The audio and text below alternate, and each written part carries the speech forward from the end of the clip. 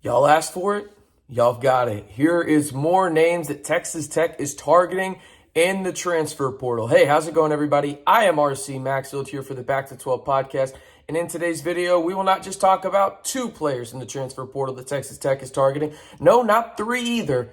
Four players that are linked to the Scarlet and Black. We'll break down their games and how they could potentially fit with Grant McCasland. But before I do that, I want to give a shout out to two of my buddies, Tobias Bass at The Athletic and also Jacob Harris at The Portal Report. They joined me last night over on the Twitter space on my Twitter page. You can follow me at RCMB323. And we talked about everything Texas Tech men's basketball when it came to the portal, guys they were targeting, guys that we thought could potentially land in the 806, and maybe even some guys you haven't heard of yet. And we'll talk about at least two of those guys today in today's video, but wanted to give them a shout out. So be sure to go follow them and check out that Twitter space. All right. But before we jump into those four names, we have to talk about the guy that's coming back to the 806, Robert Jennings. He announced via his Twitter yesterday that he will be staying in the 806, will not be taking his official visit to the University of Virginia. Instead, he will stay and play for Grant McCasland. And I love this fit a lot, and I think it's telling about what Grant McCasland is doing. I'll talk about that in just a second.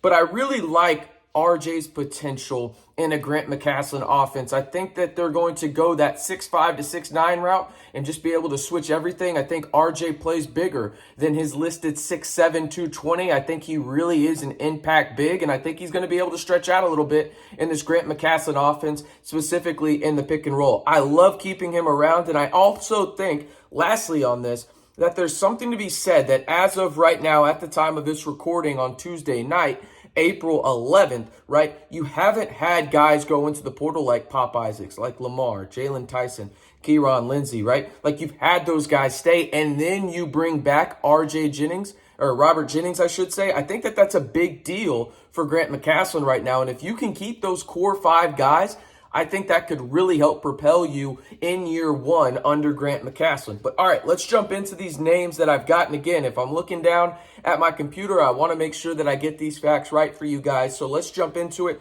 The first of four names is Jalen Hill, a forward from Oklahoma, Las Vegas, Nevada native. Might ring a bell if you watched yesterday's video in terms of who we talked about there. Stands at 6'6", 220, has 1 year of eligibility left, has played all 4 years at Oklahoma, has terrorized Texas Tech in the past a couple times.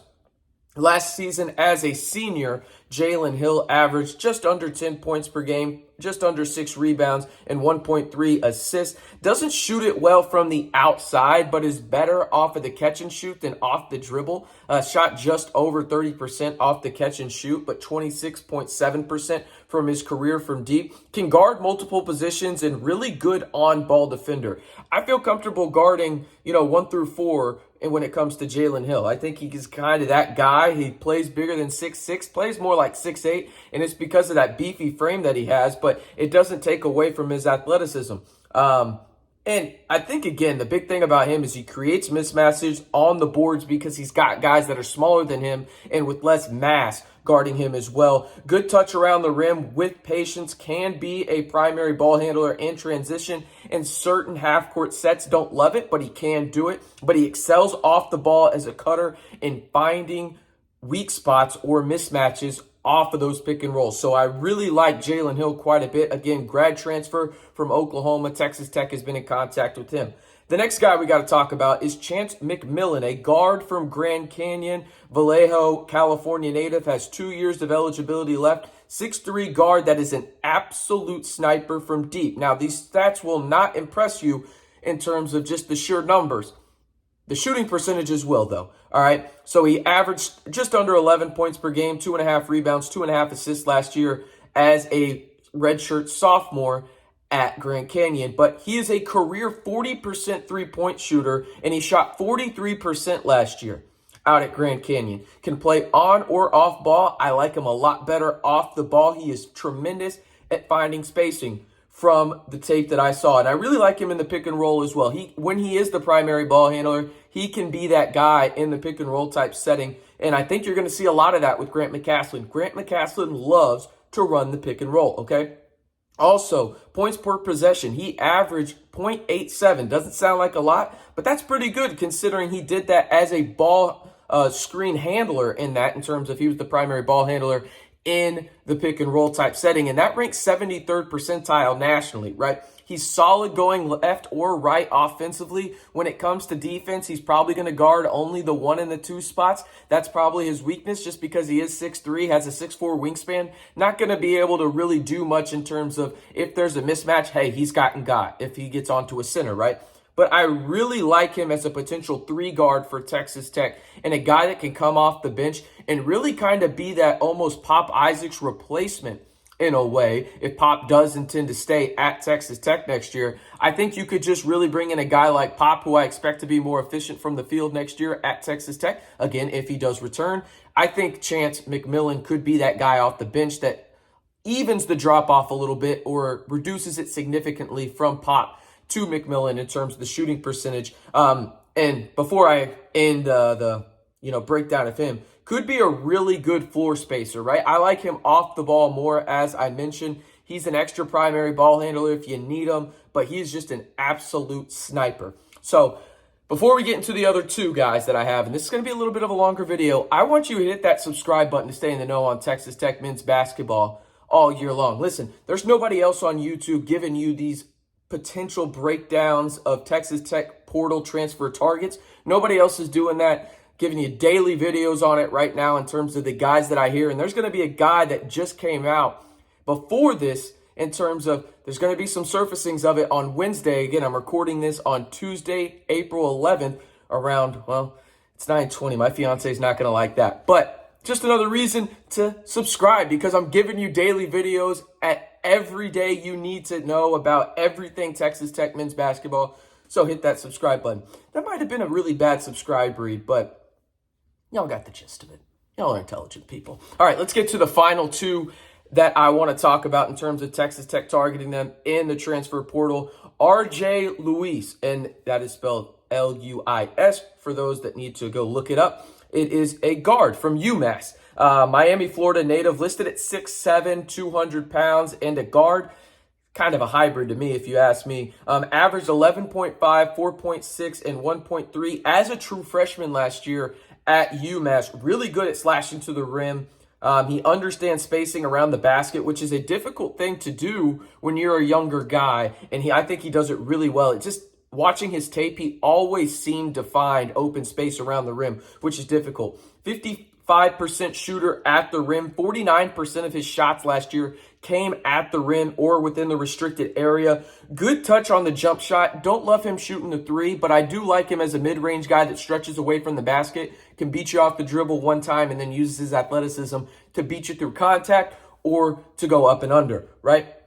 Plays at his own pace, and that's something that's very difficult for a young guy that can get sped up. He doesn't get sped up, in my opinion. Now, that's not the case in transition. In the half court, he doesn't get sped up, but in transition, he gets a little bit ahead of himself, and he has a 17% turnover rate. I expect that to be better with a less reduced role, because he was asked to do a lot last year at UMass. I really like the potential of RJ Luis in a Grant McCasland system, because I think, again, he fits that mold that Grant McCasland's going after in terms of the guys from 6'5" to 6'9", switch everything, super athletic. He fits the mold, and he's young. He's got eligibility left, 3 years left, plus his red shirt. He can guard 1 through 4.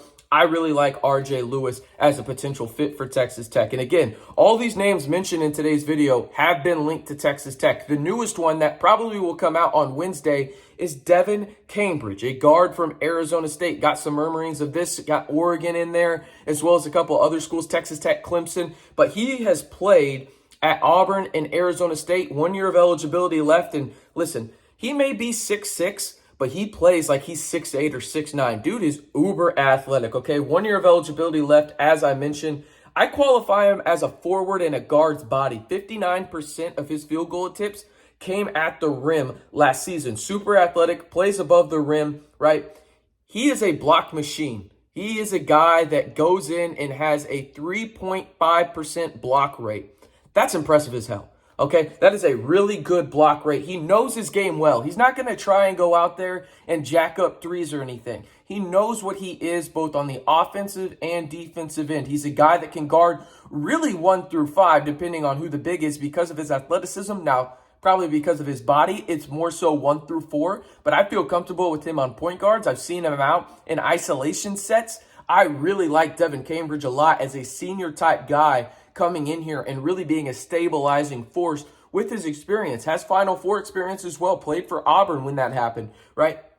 So you look at what he's done and what he can do. He understands his game well, gets mismatches, and absolute slashes to the rim and finishes with authority. He would feast as an off man in the pick and roll. So wouldn't be the screener, wouldn't be the primary ball handler, would be a guy in the corner that once his guy edges in to help towards the rim, he makes a beeline towards the rim as well and goes up for the alley-oop or the rebound if there's a pick and pop type situation. I really like Devin Cambridge as a potential option for Texas Tech. All right, let me go through the names one more time so y'all can go and look for yourself. Robert Jennings returning to Texas Tech. That was the big news for the Red Raiders yesterday. Jalen Hill is a guy to look for, the forward from Oklahoma in the portal, as is Chance McMillian, a guard from Grand Canyon.